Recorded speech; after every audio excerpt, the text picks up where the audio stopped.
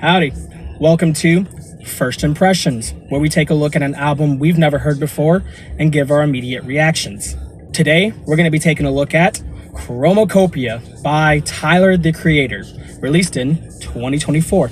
I don't normally do first impressions in the middle of top 10s, but this was an album that I had to make an exception for, and man, am I glad that I did that.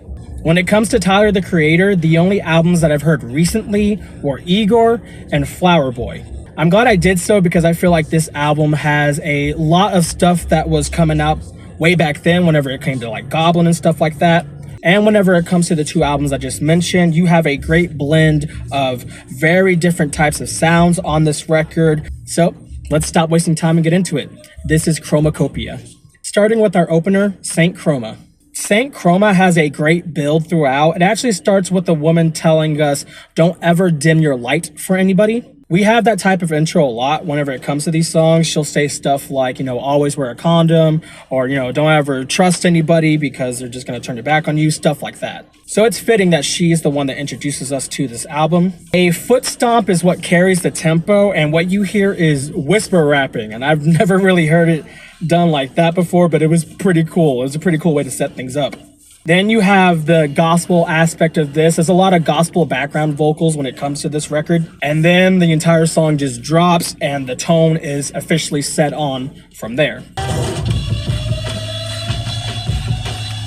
That is the tone that we are rocking with, and it will only get more intense as we go along. But for right now, that was Saint Chroma. Moving on to Ratata. And whenever it comes to the aggressive tone, it does not stop on this track. There was one line about a Hellcat that always made me chuckle about how Tyler doesn't want to buy one because it's not expensive enough. So we're definitely flexing with this one. After Ratata, you have Noid, which is one of my favorites. Noid actually starts directly after Ratata. They kind of transition to each other with a powerful intro. I really love the sound of this intro right here.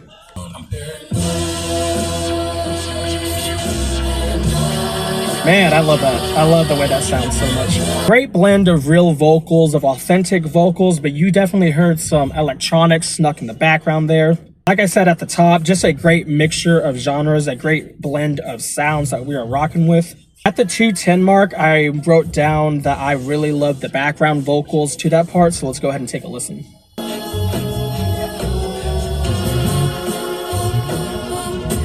Yeah, I wasn't really wrong about that, was I? Noid is a great track from start to finish, and it's one that I'm definitely going to be coming back to quite a bit. After Noid, you have Darling I, which is a softer track that carries both pop and rap elements. There was one line on there, I can't remember verbatim, but he's basically saying that I'm going to end up alone one of these days, so all that I'm going to have left are these Grammys because music is everything. And that's something that I can definitely relate to. At the end of the day, if you don't have shit else, all you got is music, so you might as well just pour your heart into that. After Darling I, we have Hey Jane. Great storytelling with Hey Jane. It's showing both sides of a couple finding out that they're pregnant.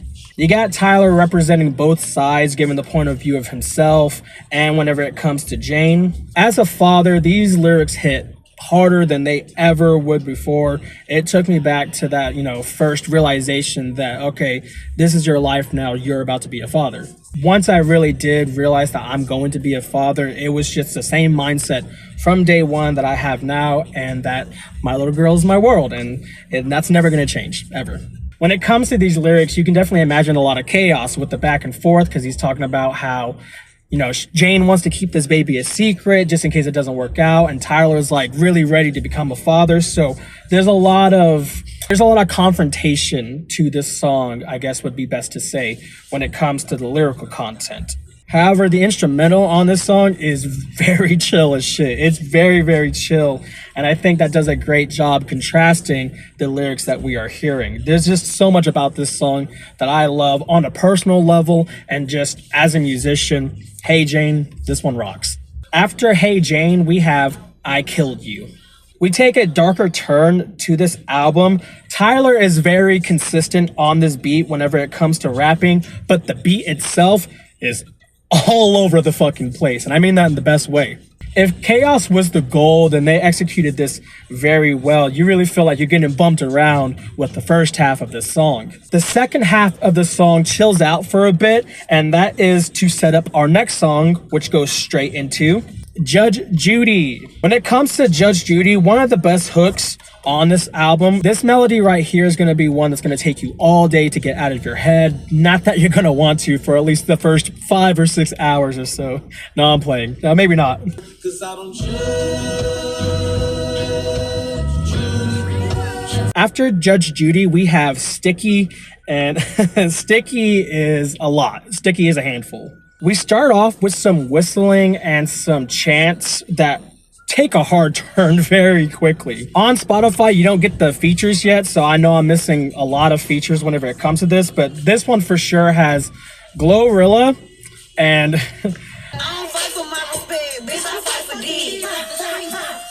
I was feeling it and I was, just rocking with it, but then here comes Sexy Red and I was just like, God damn it, Sexy. She's not in there for too long, and then, the track makes up for it because Lil Wayne comes in and he does his thing, which just like Lil Wayne's been on fire this year. I know he was on Gambino's other record. Now he's on here, so Lil Wayne's still making moves these days. After Sticky, we have Take Your Mask Off. A very self-explanatory title, one of my favorites because Tyler's just keeping it 100 on here. He's just talking about how people are faking who they are, and they don't really need to do that. I mean, in theory, that's a very simple thing to do, but a lot of people just have a hard time grasping that execution for one reason or another. Without a doubt, my favorite line on this track is, "Use fake tears to water your roots." It's just an awesome line, and it's true. You just keep on playing the victim to create this fake persona that you have. Eventually, it's going to all come down because those roots are rotten. After Take Your Mask Off, we have Tomorrow, which has a great start with a very cool acoustic guitar and soothing, clean vocals. Tomorrow is one of my favorites in terms of compositions. I think the instrumentation on this track is just beautiful. And then after that, you have Thought I Was Dead. We kind of get a military-like chant to start off this record, and that sets the mood perfectly because this song is really all about hype. The song goes hard, and I was already just feeling it already, but then Schoolboy comes in, and I didn't need a featured list for that one. I knew who that was immediately. And when it comes to 2024, Schoolboy Q definitely had a big year as well, but we'll get to him another time. Yeah, this is one that's going to start your morning right. If you want a 5-hour energy boost in song form, Thought I Was Dead is going to take care of you.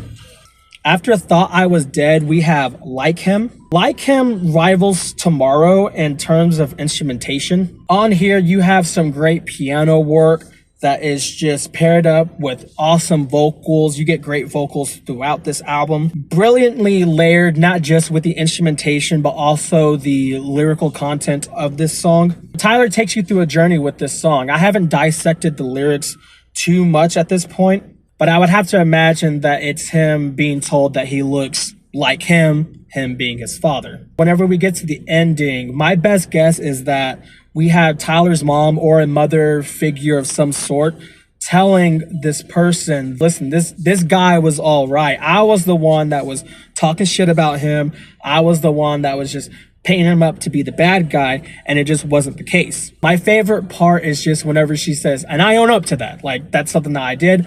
I fucked up, and that's just something that I'm going to have to hold. As somebody who went through similar situations, that line was very therapeutic to hear. And I love it whenever music can do that, can kind of put out some mental fires that you didn't even know were still there. After Like Him, we have Balloon. Balloon is a very appropriate title, I guess you could say, because it's very uplifting. Well, it starts that way, but the feature on this track is just something else. And it fucking killed me that I didn't know who it was until I looked up it after the fact. And it was Doechii, and I should have known that. I'm kicking myself for not figuring that out straight off the jump. You can just imagine the energy that she brings on this track, and yeah, it's something else, man. Moving on to our closer, I Hope You Find Your Way Home. When it comes to this song, I didn't really get the best listen to it because I was just sidetracked with other things. So this is one I'm definitely going to have to come back to. There are these cool sound effects that make it seem like a record scratch goes into a synth sound. The synth sounding on this track is popping. That's one of the things I really do remember. But as far as a closer, I'm definitely going to have to give this one a couple more listens, because you best believe this is the first impressions, but this ain't going to be the last time I hear this record for sure.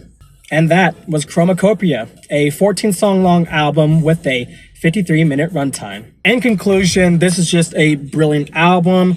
The bar is set pretty high whenever it comes to Tyler, the Creator, but he just knocks it out of the park every single time. I was not surprised finding myself enjoying this record a lot. This is something that I wanted to take a look at very instantly and give my raw reactions, but I plan on taking a look at this album more in depth around January whenever we do the best of 2024, because this is definitely worthy of that moniker. I could definitely be biased because I literally just heard the damn thing, but I've been hearing this from a lot of other people.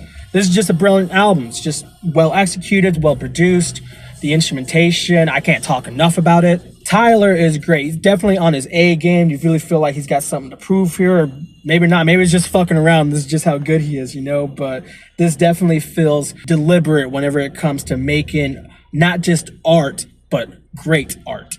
And the features were great too. Like I mentioned before, I can't really get into the features whenever Spotify doesn't tell me. So that's something that we're going to take a dive into more in depth, because like I mentioned, Gambino, he was also on this as well. Just a plethora of people had their hands on this record, and it just really made it shine. There's a lot of stuff that is going to fall through the cracks on that initial listen, but the more and more I feel like that I'm going to get into it, the more this album is just going to shine, and I'm looking forward to it. Yeah, Chromacopia. Let me know what y'all think if you heard of it. I'm sorry about my voice right now. I'm getting over a little bit of a sickness, but I feel like that enhances things just a little bit. Y'all know what to do. Let me know what y'all think. Stay tuned.